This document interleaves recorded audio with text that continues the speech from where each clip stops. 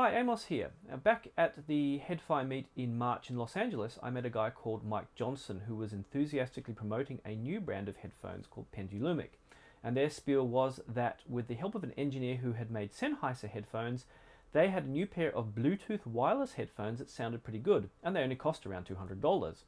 Pretty big ask. So they sent me a pair to make a video review of, and just as I was about to do that, they said, hold off, we've got a new version which, based on feedback from people, they had improved the design, and that's what I have here. So let's unbox them. Starting with the back of the box, which gives us some information about the technology in use inside them. Of course, the big deal about these headphones is that they use Bluetooth APTx audio. Now, conventional Bluetooth audio has quite a bit of distortion, as you can see in this graph here, but APTx audio has considerably less. And my experience with devices such as the Cord Hugo and Aston & Kern AK240 is that APTx Bluetooth audio is pretty much almost indistinguishable from CD quality sound, at least indistinguishable unless you do a direct comparison and listen carefully. So that and the thing is a big plus. Also, the Stance S1 has optional AAA battery slots, so with the included lithium-ion battery inside, you can get up to 30 hours of playback time, making it a very versatile pair of travel headphones. And of course, so you don't have to pull your phone or playback device out of your pocket, it has a button on the right cup which also acts as a volume control, so you can control answer the phone or play and pause or adjust the volume as necessary. So opening up the headphones themselves, inside the box we have a instruction booklet with information about switching them on and selecting the input, which we'll go into a bit later. And the headphones themselves are in a travel case, which is very convenient, and a fairly flat one at that. And that's because if I open them up, you will see that they fold flat.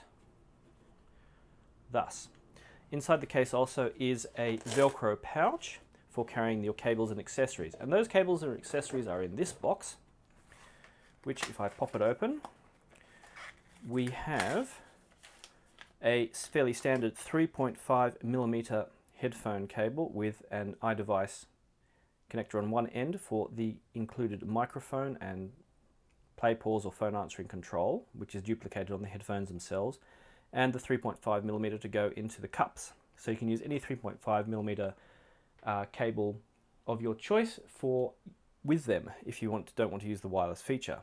There is of course a micro USB charging cable. Good choice there, and your standard 6.5mm adapter, and last but not least, an airline adapter, because of course you're not supposed to use wireless on an airplane. So that covers the basic set of accessories. Now, onto the actual headphones.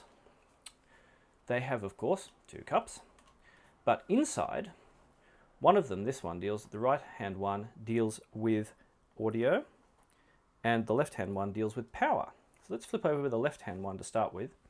Micro USB input, as I already pointed out, and your power control selection off internal battery or AAA batteries. And those AAA batteries you might have already noticed here. If I twist the end of this cup and pop it open, go in the back.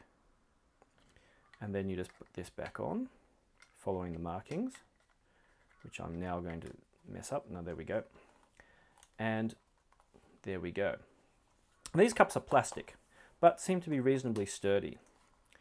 Back over to the other side, we have the audio side with a 3.5mm input for wired connections, microphone, and your selections here are of course wireless, direct wired, and direct wired with no internal amp used. So if you already have a good amp, you can use that.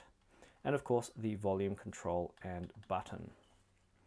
And the cups themselves, where they are attached to the headband, are metal. So very solid design here, which is very good because you want to have something that's not going to break on you easily. And the arcs themselves are thin steel and reasonably flexible. And the headband is, I'm not sure if that's leather or fake leather, probably fake, and elastic to give quite a bit of spring with the connecting wire going through them.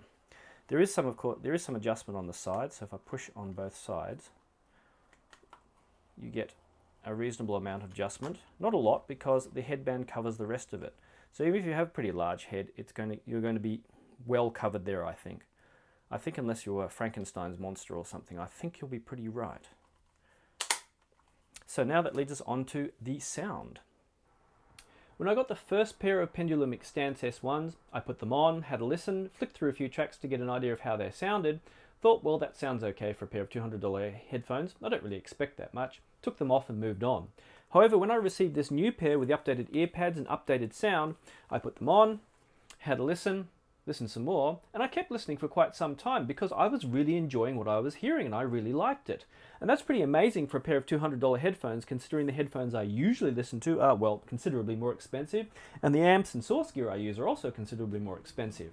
So for a $200 pair of headphones, I'm pretty impressed. And that is all the more remarkable because at the time I was using Bluetooth audio and not the wired connection. If anything, I can't make out any difference between the Bluetooth audio connection and the wired connection. More of a difference can be heard listening using these as a pair of passive headphones versus the inbuilt amp. And that sound has quite a bit more kick using the inbuilt amp. But overall, the sound itself is quite very, I'd say, easy listening with a moderate amount of bass, but not too much, good sounding mids, and a treble that doesn't sound harsh and spiky like a lot of headphones I've listened to with around the $200 mark. That makes it a good pair of headphones for probably most genres, although people expecting a big bass kick may find it a bit bass light for some types of music, and people listening to classical may find it a tiny bit dull in relative terms. But all the same, it's a very good pair of headphones for just putting on and listening for most kinds of genres. So for me, I'm very impressed with this pair of headphones. I never expected I could listen to a pair of headphones that are only $200 and really enjoy them. And what's more, with their design, while it doesn't seem particularly remarkable and special, is very easy to get on your head and get comfortable, whether you have a big head or a small head or medium. They even fit on my kids who are only 2 and 6 years old. That's pretty impressive. So I hope you enjoyed my video on the Pendulumic Stance S1s, and I'll see you on HeadFi.